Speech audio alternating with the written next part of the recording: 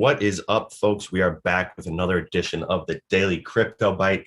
Today is Friday. Feeling pretty good. The market did have a bit of a sell-off last night after showing some strength.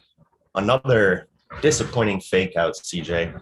But we're here again today to tell you guys what we're seeing in the markets. We're seeing lots of interesting stuff, so I'm looking forward to talking about it. Oh, and actually, we have Dr. Doge entering the waiting room now. I'm gonna admit him here. But CJ, how are you doing today, my friend? Doing well. Interesting. Yeah, we got a little rejection from about 34, 35K. Now we're rebounding a little bit on that TD by 9 on the 1 hour. So we'll see if that thing actually has some follow through. Today is finally the day that we've been waiting for the past week or so. And that is because of the Ethereum and Bitcoin options expiration.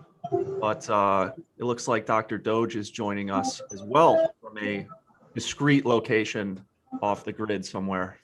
Yeah, in Rome, in fact, but a discrete location nonetheless. How are you guys doing today? Doing good. Doing good. CJ, I want to start off with this interesting piece of news that you sent me today, and that's about Jack Dorsey and Elon Musk. And this is topical because Elon once again decided to break out the Twitter account and shock the market yesterday. His tweet wasn't really anything relevant. He was just kind of making fun of Bitcoin maximalists. He said, how many Bitcoin maxis does it take to screw in a light bulb or something like that? And that's all it took. And price, halted in its tracks, and, any positive price action turned to negative. So CJ, why don't you tell us about this piece of news about a possible event coming up in July? Yes, Elon Musk and Jack Dorsey, CEO of Twitter, have agreed to discuss Bitcoin with each other at an event about cryptocurrency. The event will be called The B Word and will take place July 21st. Do they have to? Do they have to do it? But in all seriousness, I think this will be a positive event. I think Jack Dorsey will probably try to talk some sense into his fellow tech billionaire cohort, Elon Musk. We'll see what comes of it, but I think Elon is going to be much more favorable to the ESG concerns in Bitcoin. I think he likes to troll the community in the short term because everybody gets so emotional, especially when you have, Max Kaiser cheering on and fanning the flames almost. But overall, fundamentally, I do think Elon is going to probably come around to Bitcoin if he can capitalize on the energy market side of it. Yeah, agreed. And I think this is so important, this, open form discourse, because it's so easy for him to just go on Twitter and tweet something and drop a bomb. And, people reply to his tweets, but, you get lost in that sea of replies, and none of them are as meaningful as what Elon initially said. So now that, he can, kind of discuss this with Jack Dorsey in a more open form, longer form conversation, I think would be good for not so much Elon's understanding of Bitcoin. I'm sure he understands Bitcoin very well, but I think this will finally enlighten, the public as to how Elon truly feels about Bitcoin, because I don't think he's as bearish as most people think. So I'm looking forward to that. But let's get into some price action, because we are seeing some interesting stuff in both Bitcoin and Ethereum. CJ, anything in particular you're seeing on the Bitcoin daily or hourly chart? Yeah, like I mentioned previously, I really like the TD by 9 on the 1 hour. Let's see if we get a little rebound rally from that after our, slow rejection last night. We'll see. It's going to be interesting. It'll be intriguing to see if we follow kind of that buy the dip on Sunday mornings, Chicago time, obviously, and if that pattern kind of continues throughout this weekend, despite the Ethereum options expiration. I'm also curious to hear your thoughts as well, Monty, because before the show we were talking about, maybe some sell pressure being lifted at the end of the expiries today. But are you still kind of bullish or bearish going into this weekend? What are your views? Yeah, my views have changed a lot in the last 12 hours, and that's just because of the price action we've been seeing. So this 1 hour chart that I have up behind us here is actually the exact same one I showed on yesterday's show. Didn't change the lines or the critical levels that I have put on there or anything like that. And what I was calling for yesterday was for us to get above that critical level of 34K right here. That's kind of serving as this midline for current price action, and allow that to act as support.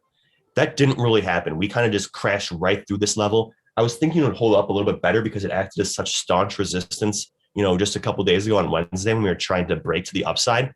But I think because of, the just shock of negative sentiment from that Elon Musk tweet, we broke right below it. Had we been able to stay above it, I would have been very encouraged that we could have completed this head and shoulders formation, into the weekend. But now I'm not so sure. And to your point, CJ, ETH as well. I want to switch to that now because that is falling to an even greater extent than Bitcoin. And this is a, super critical day for ETH on many levels.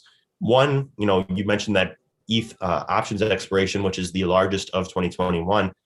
There is some tremendous sell pressure that's been, kind of driving the price down of ETH over the last couple of weeks, just in anticipation of this options expiration. But also, as you can see here on the chart, we're pressing up against this super critical 200 period moving average. This is a level I've been talking about, for the coming months. I was saying that ETH needs to get down to this level in order to be much less overbought. And now that we're retesting this level, I still don't have the conviction that this level is going to hold. So I marked some levels to the downside. Our most immediate support is 1739. I think that could be tested as soon as today. And then next beyond that, we have the psychological level of 1500. And then the last very strong level is 1356.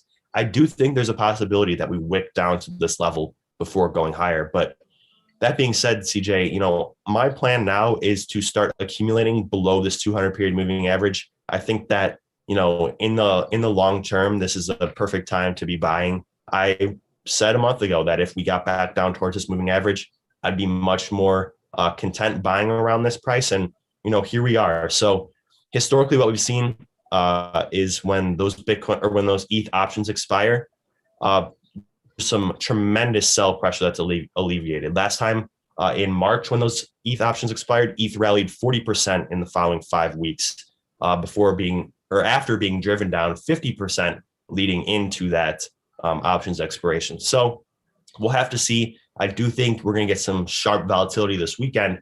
But if we make it through this weekend above 1500, I think ETH can start off next week strong with that sell pressure finally alleviated from these options. I agree. I think it's all about, guys, as big as it was, the drawdown that is, much bigger than the 17% drawdown in March, the last big Ethereum drawdown for an options expiration. I think, you really might have a bit of a coiled spring here into the second half of the year. So I think the three of us have thought that you needed to be patient and wait for 2000 again in Ethereum. You've got it. I think if you play your cards right, you might get something a little bit lower again on Sunday. But, quite frankly, compared to where I think it's going, I think anything under 2K is a gift. So, if that's because somebody's suffering fear, uncertainty, and doubt, or it's because people were over levered and they were cleaned out this week, feel bad about both, but I think it creates an opportunity for the rest of us. Yeah, that is one thing that's for sure, is that the opportunities in this market are starting to really, present themselves here. I feel much more confident about buying ETH at these levels, John. Like you said, I think ETH below 2K is a steal. And I was talking about it yesterday, but, the excitement happens during those parabolic uptrends, but the real money is made during these sort of, real opportunities to get these assets at, incredibly discounted prices. So I'm waiting, just a little bit longer, but I am, getting ready to pull the trigger here. I think that, like you said, John, the, second leg up this year, it's going to make these prices look like an absolute fire sale. So although I haven't jumped in yet, I'm going to be watching closely this weekend because I think we are very close to that time to put your USD to work. I know we spoke a little bit before the show about not presenting like a full-on Doge, but any interesting prospects that you really like that you might be interested in picking up, say Sunday morning, something like that, Monty? Yeah, so there's actually a couple things I've been looking, I keep saying this word accumulation. I feel like I've been saying it for like a month. And basically it's just my strategy during bearish or neutral markets. But there are so many opportunities, right now, like we were just saying. One in particular that I've been accumulating a lot of recently is StormX, STMX. One thing that I think is going to be super interesting during the second half of this year is to see how the retail audience, responds to these sort of utility altcoins. And I think StormX is a good one. They have over 15 million USD staked at this point. So they did, get a lot of money staked in their app during, the last run up. And I still think that because of the connections that they made during the run up, I think Simon Yu does a great job establishing, business connections for their in-app purchases, but also, partnerships with exchanges like Voyager to, bring staking to the Voyager app. So I think there's some tremendous potential there for assets like StormX, and I'll be looking to buy even more this weekend, because if ETH does dump to some of these levels that I mentioned here, I think we're going to see, even more, discounted prices in a lot of those downstream altcoins. CJ. Interesting. I'll say one thing quickly, guys, about that Elon Musk Jack Dorsey event. That's going to be the 21st of July. So anytime you can put some of these on your calendar, I think, just to be aware of those dates, and that there's two pretty significant players that are going to be talking. Elon will likely telegraph ahead of that what he's going to be talking with Jack about. But just put it on your calendar, 21st of July. If memory serves, that's probably a Tuesday or a Wednesday, the third week in July. So keep an eye on that. And then I'm just going to throw out one real quick, guys. VeChain, VET is the symbol. We're back to some March lows, and it's starting to see an increase in volume. As you guys know, volume and volatility tend to drive a lot of what I do. So VeChain, 7-cent coin. I like that one to move higher from here. You could still be patient, but I mean, I think this one's, a third of where it was in the beginning of May. Beginning of May, this was a 21, 22-cent coin. Picking it up at 7, I think, is a great deal. Agreed. Another asset that's I really like, that I mentioned yesterday, coming off of that volume, is CeeLo as well. Now that asset is up about 24-25%. It's hit that target level of $3 and has come off a little bit. So I'm still bullish, but I would take capital off as we approach the moving average to see how price reacts at it. It's coming up against the 20 smoothed. If we break through with strong volume, I'll probably re-enter and see if the collective market leans more towards a bullish posture towards the end of this weekend. But for now, I kind of want to just wait and see how price reacts at that moving average. But yeah, it's going to be an interesting weekend. I'm really excited for it. I'm glad to get these options expiration kind of over with. Yeah, me too. And CJ, I think CeeLo is a great example of sort of the outliers that are in this market. I think there will be other opportunities this weekend as well. So we'll be watching out for those. But also tonight we have our weekly cocktail hour.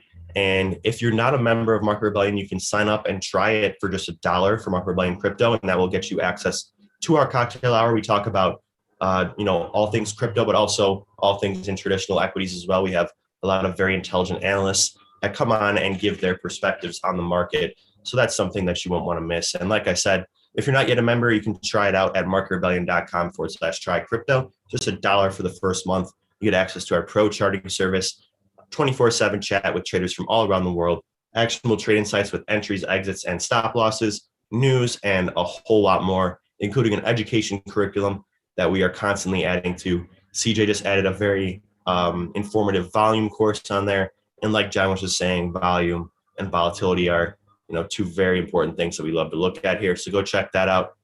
And yeah, any parting words for our audience on this Friday morning, guys?